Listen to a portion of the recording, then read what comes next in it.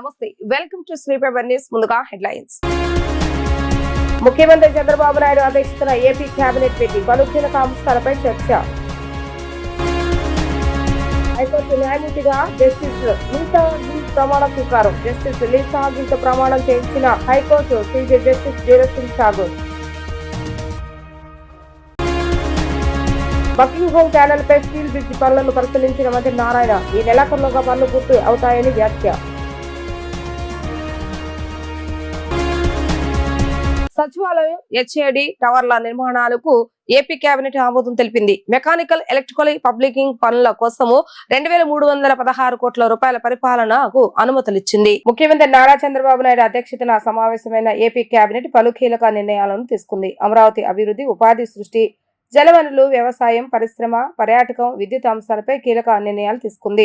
CRDA నిర్ణయాలకు రాష్ట్ర మంత్రివర్గం ఆమోదం తెలిపింది. 119 కోట్ల వ్యయంతో తెలుగు కల్చరల్ సెంటర్ నిర్మాణానికి ఆమోదం తెలిపింది. రాజధాని అమరావతిలో వివిధ సంస్థలకు భూ కేటాయింపులపై మంత్రివర్గ ఉపసంఘం ప్రతిపాదనలకు ఆమోదం తెలిపింది. 300 మంది హెడ్ కానిస్టేబుల్ పోస్టులను రిజర్వ్ సబ్ ఇన్స్పెక్టర్ పోస్టులుగా అప్గ్రేడ్ ప్రతిపాదనకు ఆమోదం తెలిపింది. ఏపీ హైకోర్టు న్యాయమూర్తిగా జస్టిస్ లీసా గిల్ ప్రమాణ స్వీకారం చేశారు. హైకోర్టులోని మొదటి కోర్టు హాల్లో ప్రధాన న్యాయమూర్తి జస్టిస్ ధీరజ్ సింగ్ ఠాగూర్ ఆమెతో ప్రమాణం చేయించారు. ఏపీ హైకోర్టులో జస్టిస్ లీసా గిల్ సీనియారిటీలో 2వ స్థానంలో కొనసాగుతున్నారు. High court CJ justice Dheeraj Singh Thakur April 24న పదవి విరమణ చేయనున్నారు. ఆ వెంటనే జస్టిస్ లీసా గిల్ సీజేగా నియమితులు కానున్నారు. ఏపీ హైకోర్టు తొలి మహిళా ప్రధాన న్యాయమూర్తిగా ఆమె చరిత్ర పుటలోకెక్కారు. ఆంధ్రప్రదేశ్ హైకోర్టు న్యాయమూర్తిగా జస్టిస్ లీసా గిల్ నేడు ప్రమాణ స్వీకారం చేస్తారు. హైకోర్టు ఆవరణలో జరిగిన ఈ యొక్క ప్రత్యేక కార్యక్రమంలో ప్రధాన న్యాయమూర్తి జస్టిస్ ధీరజ్ సింగ్ ఠాగూర్ ఆమెతో ప్రమాణం చేయించారు. సుప్రీంకోర్టు కొలీజియం సిఫార్సుల మేరకు పంజాబ్, హర్యానా రాష్ట్రాల ఉమ్మడి హైకోర్టు నుంచి జస్టిస్ లీసా గిల్ ఏపీ హైకోర్టుకు బదిలీపై వచ్చారు. కేంద్ర న్యాయశాఖ ఉత్తర్వుల మేరకు నేడు ఆమె బాధ్యతలు స్వీకరించారు. ఈ కార్యక్రమానికి హైకోర్టు న్యాయమూర్తులు, రిజిస్టర్ జనరల్, బార్ అసోసియేషన్ ప్రతినిధులు, పలువురు సీనియర్ న్యాయవాదులు తదితరులు హాజరయ్యారు. ఏపీ హైకోర్టులో మొత్తం 37 మంది న్యాయమూర్తులు నియామకానికి ఆమోదం ఉండగా ప్రస్తుతం 33 మంది ఉన్నారు. జస్టిస్ లీసా గిల్ రాకతో ఆ సంఖ్య 34 పెరిగింది. ప్రస్తుత సీజే జస్టిస్ ధీరజ్ సింగ్ ఠాగూర్ ఈ ఏడాది ఏప్రిల్ 24న పదవి విరమణ చేయనున్నారు.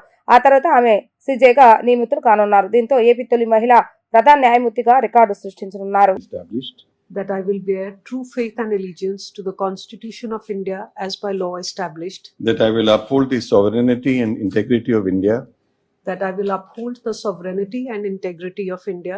That I will duly and faithfully and to the best of my ability, knowledge and judgment. That I will duly and faithfully and to the best of my ability, knowledge and judgment. Perform the duties of my office without fear or favor, affection or ill will. Perform the duties of my office without fear or favor, affection or ill will. And that I will uphold the Constitution and the laws. And that I will uphold the Constitution and the laws.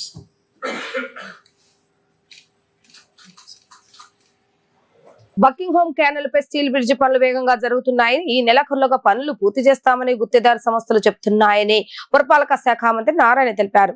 Buckingham canal కంటే ముందు మరో 2 steel బ్రిడ్జిలు Guntur channel, కొండవీటి వాగులపై రానున్నాయని అన్నారు. ఈ 2 బ్రిడ్జిలు కూడా పూర్తయితే seed access రహదారి పూర్తయినట్లేనని చెప్పారు. గుంటూరు జిల్లా మంగళగిరి నియోజకవర్గం ఉండవల్లి వద్ద బకింగ్హామ్ కెనాల్ పై స్టీల్ బ్రిడ్జి నిర్మాణ పనులను మంత్రి నారాయణ పరిశీలించారు. అధికారులు గుత్తేదారులతో మాట్లాడి నిర్మాణ పనులు ఎప్పటిలోపు పూర్తి అవుతాయో అడిగి తెలుసుకున్నారు. నాణ్యతకు అధిక ప్రాధాన్యతను ఇస్తూ పనులు పూర్తి చేయాలని సూచించారు.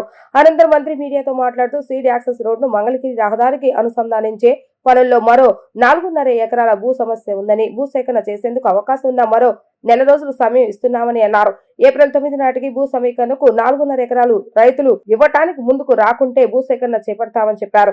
భూ సమీకరణకు సహకరించాలని రైతులు ఇప్పటికే విజ్ఞప్తి చేస్తున్నామని అన్నారు.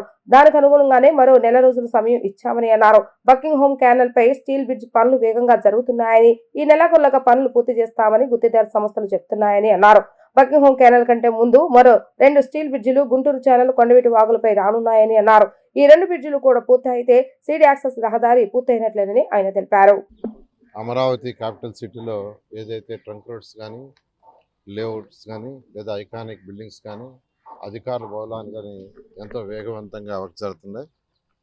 అయితే ఏదైతే seed axis road Mangalagiri road పైకి యాక్చువల్గా పోయేటట్టుగా స్టీల్ బ్రిడ్జ్ ప్లాన్ చేసాము.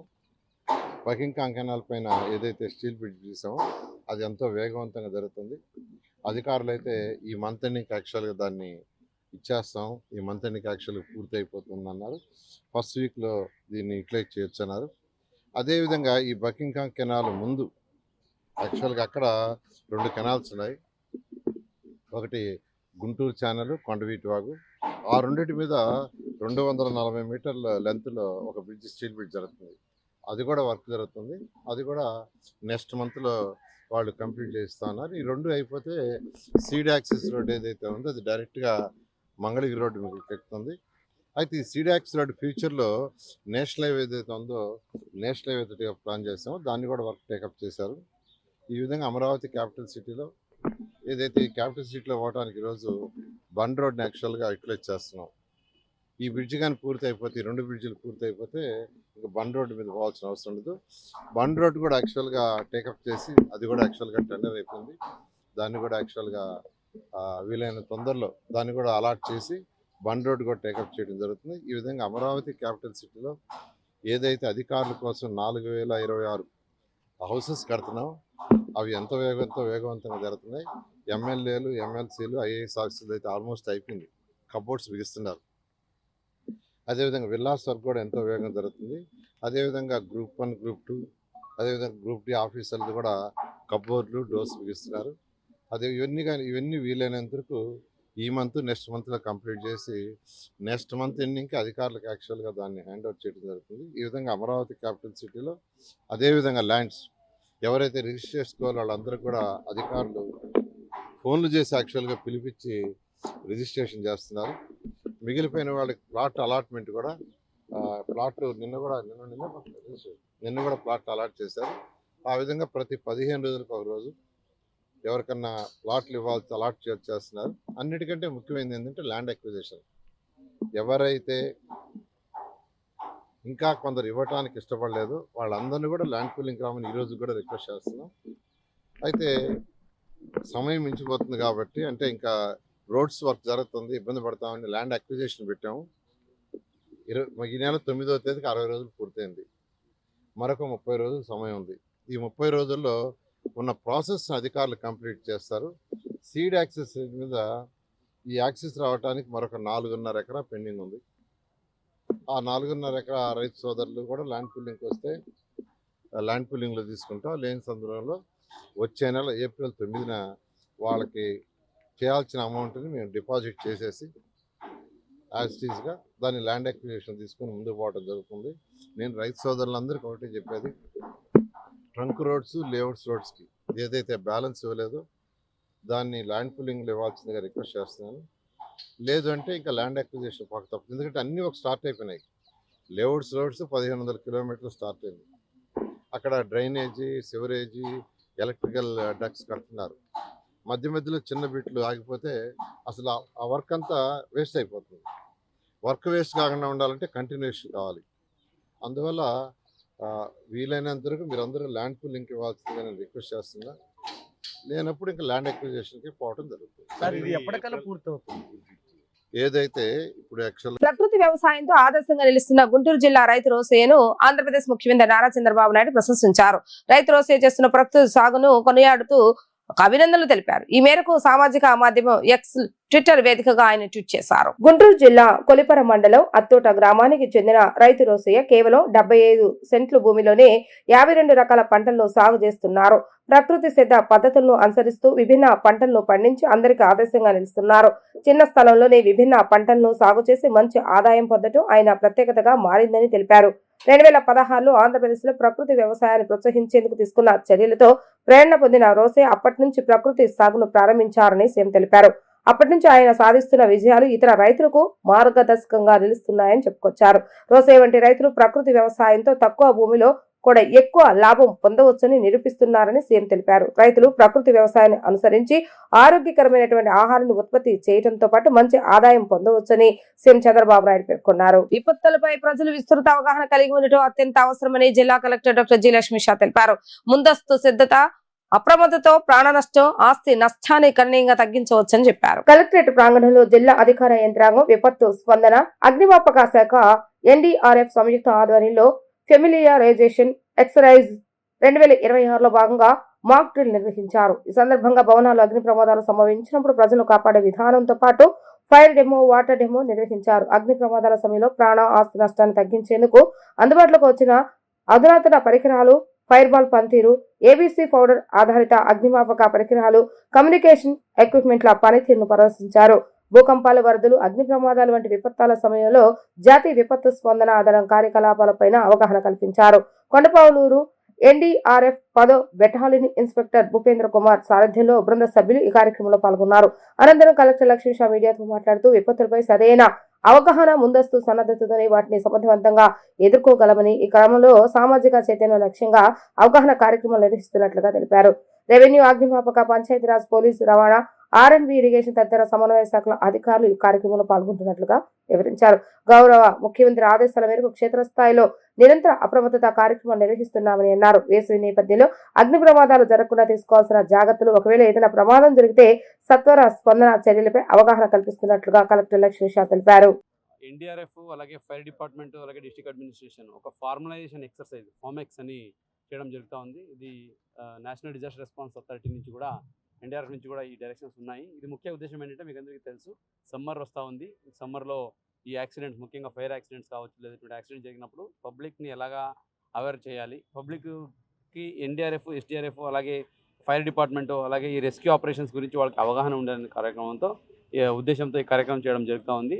ఇప్పుడు సమ్మర్ ఆన్సైట్ అవుతుంది కాబట్టి ఈరోజు ఎన్టీఆర్ జిల్లా కలెక్టరేట్ దగ్గర కూడాను ఈ డెమో పెట్టడం జరిగింది. అంటే ఈ రెస్క్యూ ఆపరేషన్స్ ఎక్విప్మెంట్స్ ఎలా వాడాలి, దాని ఉపయోగం ఏంటి, రెస్క్యూ టీం వచ్చినప్పుడు ఈ ఆపదలో ఉన్న వాళ్ళు ఎలాగ స్పందించాలి, వాళ్ళ రెస్క్యూ టీంకి ఎలా కోఆపరేట్ చేయాలి, దీని గురించి అవేర్నెస్ చేయడం జరుగుతుంది. ఇది మాక్ డ్రిల్ కూడా అని చెప్తాము. ఇది గౌరవ ముఖ్యమంత్రి వారి ఆదేశాల మేరకు ఎక్కడికక్కడ అవసరం ఉన్న చోటంతా ప్రతి జిల్లాలో, ప్రతి మండలాల్లో, ప్రతి కాన్స్టిట్యున్సీలో కూడా ఇలాగా డెమో చేయాలి, మాక్ డ్రిల్ చేయాలి. పబ్లిక్ని ఎంత చైతన్యవంతం చేస్తే డిజాస్టర్ టైంలో అంతా వాళ్ళు సేఫ్గా ఉంటారనే ఉద్దేశంతో ఈ కార్యక్రమం చేపడుతున్నాము.